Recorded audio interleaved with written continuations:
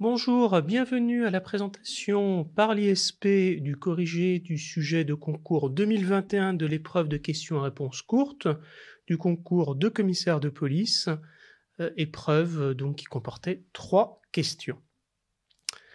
Alors déjà, quelques rappels sur la nature de cette épreuve qui s'appelle questionnaire à choix multiples ou à réponse courte. Ne reviens pas sur le choix multiple, ce n'est pas le choix qui a été fait depuis plusieurs années, à nouveau c'était des questions à réponse courte. Il y a 4 thématiques qui sont envisagées. Premièrement, des événements qui font l'actualité, le point 1, politique, française et internationale. Deuxièmement, le fonctionnement institutionnel politique français et européen. Troisièmement, les règles du comportement citoyen. Quatrièmement, les missions et l'organisation générale des services de la police nationale et des services du ministère de l'Intérieur. Alors, petite remarque, déjà, c'est une épreuve qui ne dure qu'une heure. Je sais qu'il y a un côté épreuve physique, puisqu'en effet, il faut écrire beaucoup sur des sujets qui sont nombreux. Le coefficient est de 3. Le but n'est pas de faire forcément des réponses sous forme de dissertation problématique, parce que vous n'avez pas le temps.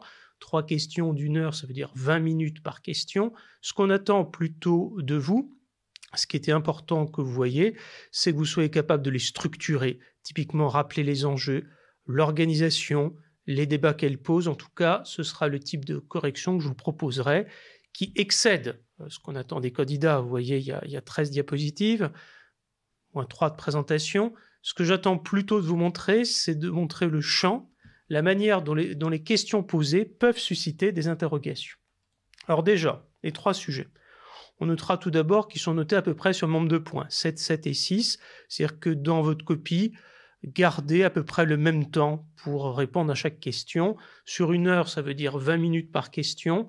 Gardez un petit temps de relecture, surtout si vous faites des fautes d'orthographe. C'est quand même un critère d'appréciation. Je sais que pour le concours de commissaire, on attend une copie qui soit pas raturée, qui soit propre. Il n'y a pas le temps de faire un brouillon à part mettre quelques idées. Donc vous n'avez pas le temps de rédiger entièrement la copie, puis de la recopie. L'opération Sentinelle. Alors je suis d'accord, l'opération Sentinelle, c'est une opération militaire. Toutefois, sur le point que j'avais signalé, c'est plutôt le point 4, c'est plutôt l'organisation générale des services de la police. En effet, la police vient en renfort de sentinelles. Le Conseil supérieur de l'audiovisuel, typiquement, on a une question sur les institutions nationales, donc c'est au point 2. Enfin, l'accord de Paris sur le climat, c'est une question typique d'actualité. Vous voyez que sur les 4 sujets, il n'y a pas de sujet sur le point 3, qui concerne le comportement citoyen. C'est plus difficile de trouver des sujets sur lesquels on pourrait répondre. Une question d'actualité, une question institutionnelle, une question organisationnelle, sinon de la police, en tout cas des forces qui participent aux missions de défense et de sécurité. C'est quelque chose d'assez classique.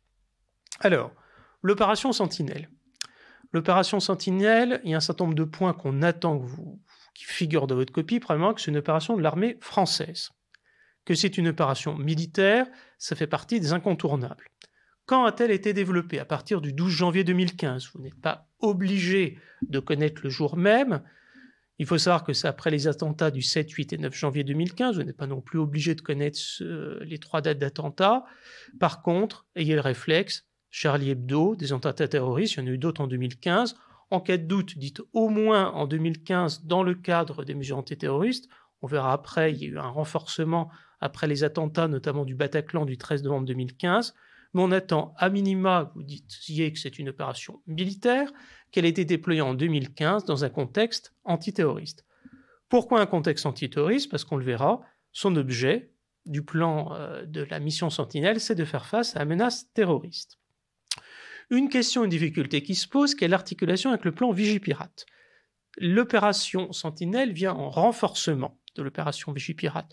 Donc ce n'est pas un prolongement, ce n'est pas un remplacement. Vigipirate continue d'exister.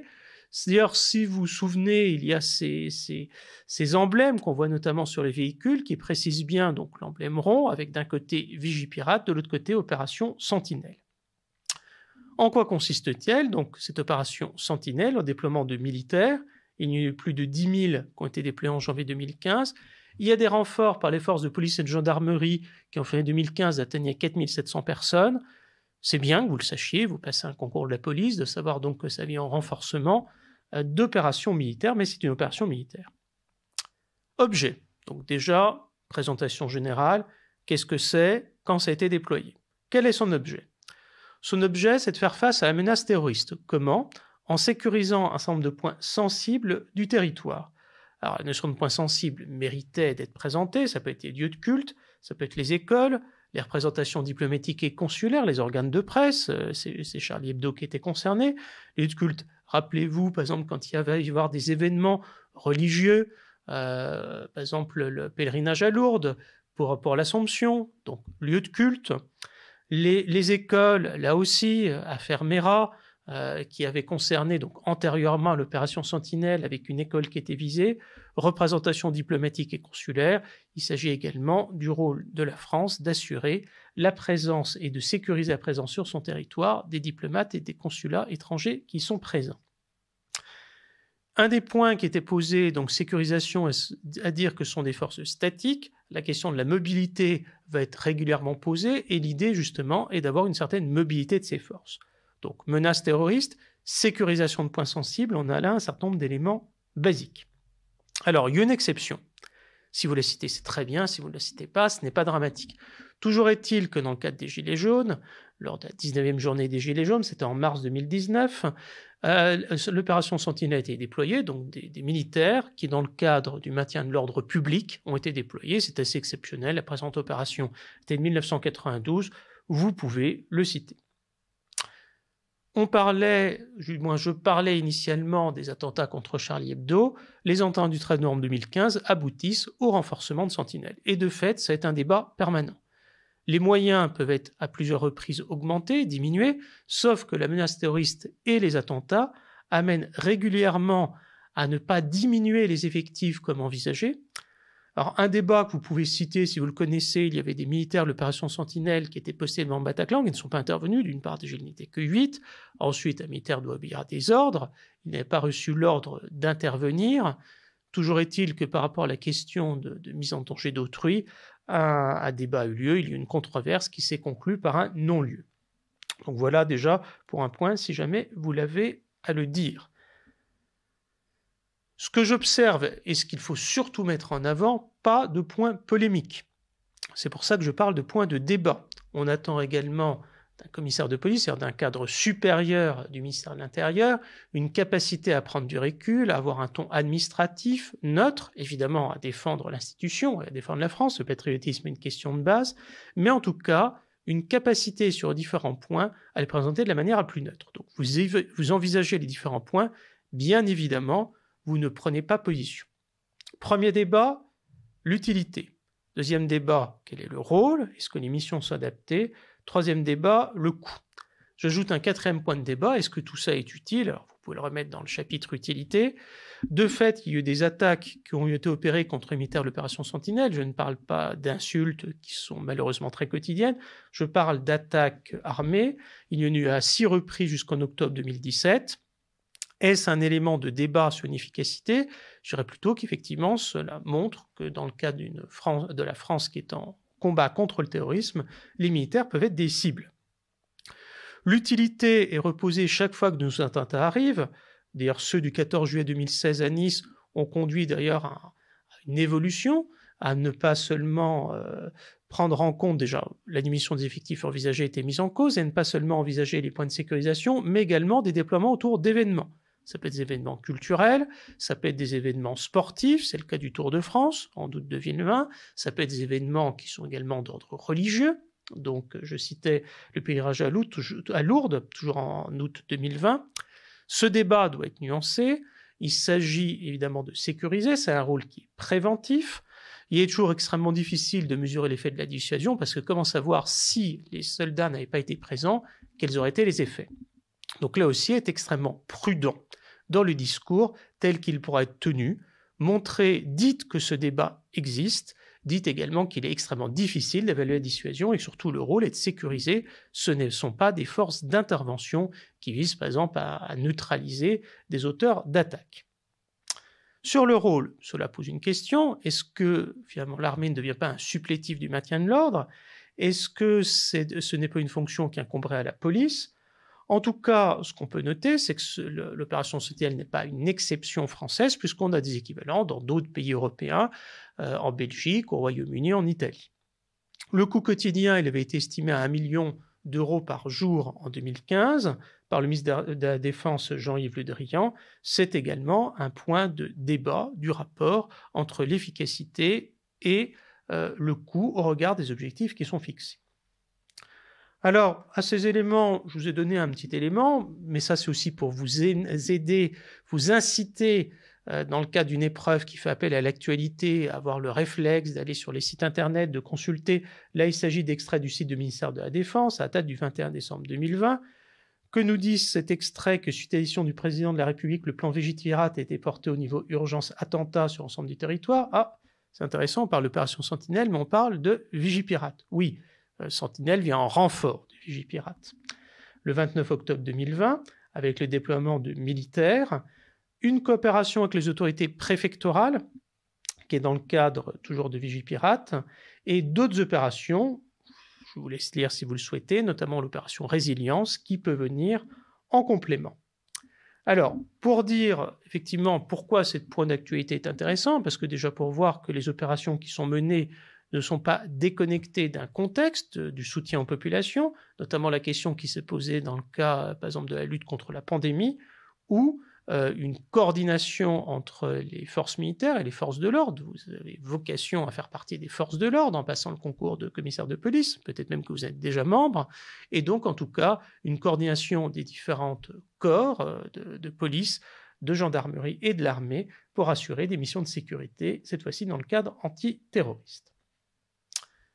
Donc après un sujet qui est un sujet institutionnel, sécurité, régalien, un deuxième sujet institutionnel qui, lui, était dans un champ complètement différent, qu'est le Conseil supérieur de l'audiovisuel. Le Conseil supérieur de l'audiovisuel est un sujet qui est moins facile que le premier. Moins facile déjà parce que les missions sont très nombreuses. On n'attend pas de candidats à un concours qui connaissent l'ensemble des missions du CSA. On attend toutefois un certain nombre d'éléments qui permettront de les resituer. Que fait le CSA? Avec quels moyens? Pour quels objectifs? Quel débat? Vous voyez, on a toujours à peu près le même type de discussion. Déjà, qu'est-ce que le CSA? C'est une autorité française de régulation de l'audiovisuel. Régulation, on attend à ce que le mot figure dans la copie. C'est-à-dire c'est un encadrement normatif, un encadrement en termes d'action. L'audiovisuel, c'est la radio et la télévision. Tout ce qui concerne Internet, il y a d'autres entités, mais c'est bien radio et télévision. Pour ceux qui ont fait du droit, il se rappelle la notion d'autorité administrative indépendante, et de fait, le CSA est non seulement une autorité administrative indépendante, mais une autorité publique indépendante. Là, j'insiste sur la notion d'indépendant du gouvernement. Cela veut dire que le CSA agit au nom de l'État, qui lui a délégué sa compétence pour la régulation du secteur audiovisuel. Le CSA rend compte de son action au gouvernement, mais également au Parlement, qui va voter ses crédits, mais il n'est pas soumis à l'autorité du gouvernement, ni a fortiori du Parlement. L'idée d'autorité, l'idée d'indépendance vis-à-vis du gouvernement sont des éléments qui sont entendus dans votre copie. Alors, comme ce sont des sujets qui ont un aspect d'actualité, peut-être que certains ont lu par le suivi de l'actualité, et c'est un point valorisé, qu'en 2020, il y avait un projet de fusion avec l'ADEPI, la Haute Autorité pour la diffusion des œuvres et la protection des droits sur Internet, CSA ADEPI. Ce projet a été abandonné, mais en tout cas, il montre effectivement la proximité, selon les supports, des différents intervenants et la volonté d'une plus grande unité. Donc, qu'est-ce que le CSA? À quoi sert-il? Quelle est son organisation? Alors, le CSA est organisé selon un collège qui est composé de 7 conseillers, avec un président, si vous le savez, c'est valorisé, Roch-Olivier Mestre, depuis 2019, membre de la Cour des comptes. Jusqu'en 2017, il y avait 9 membres, 3 présidents de la République, 3 présidents de l'Assemblée nationale, 3 présidents du Sénat. Aujourd'hui, nous sommes à 7. Donc 7 membres, 3 du président de l'Assemblée nationale, 3 du président du Sénat, vont partir tous les 2 ans, mandat de 6 ans. Si vous avez fait un peu de droit constitutionnel ou si vous avez vu simplement cette matière dans le cadre de la préparation de cette épreuve, c'est assez classique, avec un renouvellement progressif. Personnel administratif, 300 personnes, c'est à la fois peu et beaucoup. Peu par rapport à l'ensemble des missions, on y reviendra, et beaucoup, c'est-à-dire qu'il permet un déploiement sur l'ensemble du territoire. Enfin, un budget de près de 40 millions d'euros. Toujours le débat sur le moyen de fonctionnement, là aussi, ça nécessite une certaine modestie. Le budget de l'État est de 300 milliards d'euros, 40 millions d'euros, c'est 0,01% du budget de l'État. Je ne dis pas que c'est négligeable. Ce que je veux dire, là aussi, il faut avoir, si vous avez la tentation de rentrer sur le débat du coût, de savoir raison garder. Si vous pouvez, quelques éléments d'historique, 82-86, la Haute Autorité de la Communication Audiovisuelle, l'ACA. En 86, avec la loi relative à la liberté de communication, loi de Léotard, si vous le savez aussi, c'est bien. Et jusqu'en 89, la Commission nationale de la communication des libertés, qui est l'ancêtre du CSA, la CNCL, oui c'est ça, Commission nationale de la communication des libertés, et depuis 89, donc le CSA, suite à une révision de la loi de 86, révision par la loi de 86 modifiant la loi sur la liberté de communication, dite loi Taxca. Alors c'est extrêmement intéressant sur ce terme liberté de communication, puisque finalement, au cœur des missions, après avoir vu comment le CSA est organisé, de voir que celle-ci est réellement centrale. Que va faire le CSA? Alors là, vous avez pu avoir des petits souvenirs d'actualité. Ah tiens, telle fréquence d'émission est autorisée par le CSA aurait dû retirer son autorisation d'émettre à RT France. C'est un débat qui a eu lieu il y a un peu plus de 2 ans. Effectivement, les autorisations d'émettre ou d'exploitation des chaînes de radio et de télévision sont le point qui est fondamental. Une autorisation d'émettre ou d'exploitation. Exploitation donc sur les réseaux. Si vous avez les termes exacts, c'est mieux. Si vous ne les avez pas, dites que le CSA, en tant qu'autorité de régulation, intervient, par exemple, pour l'attribution des fréquences. C'est ce qu'on voit, par exemple, pour les fréquences radio, ou en tout cas pour permettre sur les supports existants, différentes chaînes de radio et de télévision, d'intervenir. Vous voyez, on parle dans des termes moins techniques, mais qui restent exacts. La nomination des dirigeants des sociétés de l'audiovisuel public, qui est un point connu, donc France Télévisions, l'INA, là aussi, c'est quelque chose qui peut vous rappeler, des souvenirs, si vous avez un suivi de l'actualité. Bon, si vous ne l'avez pas, éteignez au moins le rôle de régulation. Le rôle de nomination fait partie des éléments qui forment un plus, mais qui ne seront évidemment pas dans l'ensemble des copies. Donc voilà, pas de drame si vous n'avez pas cet élément-là. Historiquement, le respect du pluralisme politique, c'est la mission la plus connue, avec les temps de parole donnés à la majorité, à l'opposition, différents partis, enfin mouvements concourant à l'expression du suffrage, qui pourront se plaindre d'un manque de visibilité. Le respect du pluralisme politique, c'est quelque chose qu'on attendait. Les autres missions, c'est plus largement un respect du droit. On a entendu la protection des mineurs, face à des programmes qui peuvent avoir un caractère pornographique ou de danger avec la signalétique. Ça peut être aussi la défense de la langue française, mission très présente en 86, la représentation de la diversité. À noter que depuis décembre 2019, un comité d'experts sur la désinformation en ligne, traduisant là aussi sur le débat à l'heure des fake news, que cette question est prise en compte par le CSA. Enfin, un peu la cerise sur le gâteau, moins facile à voir, mais les évolutions techniques et technologiques, avec la fin du numérique, de l'hertzien, de nouvelles voies de diffusion des chaînes, accompagnées des évolutions techniques et technologiques, fait aussi partie des missions du CSA. Mais il ne faut pas seulement voir qu'il y a des missions.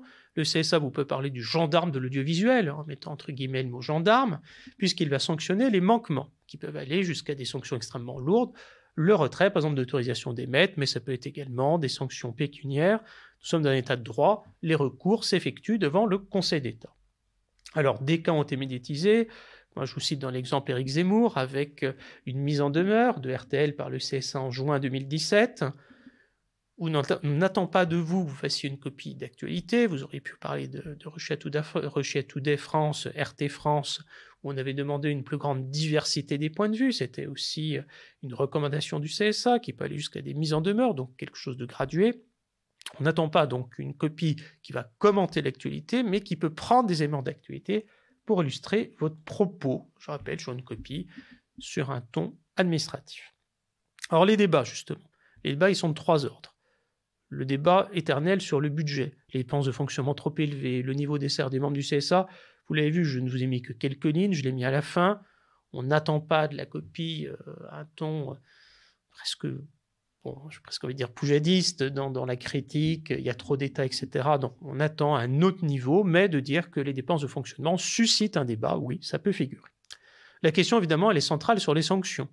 Sanctionne-t-on trop le CSA ou ne sanctionne-t-il pas assez ?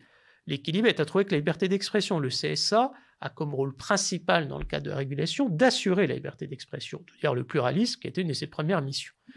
Plus compliqué, le 2 poids 2 mesures. Là aussi, vous pouvez citer un certain nombre de débats, par exemple dans la lutte contre l'homophobie, avec des manifestations devant le CSA. Ce qu'il faut voir, c'est que la question des moyens, des priorités qui sont données, pose la question des moyens humains et financiers. Sont-ils adéquats et des missions de plus en plus nombreuses? Deuxième sujet, plus difficulté, ou troisième, puisqu'on a déjà parlé du sujet des dépenses de fonctionnement, l'impartialité, qui est remise en cause. Est-ce que le CSA n'est pas soumis à certaines influences?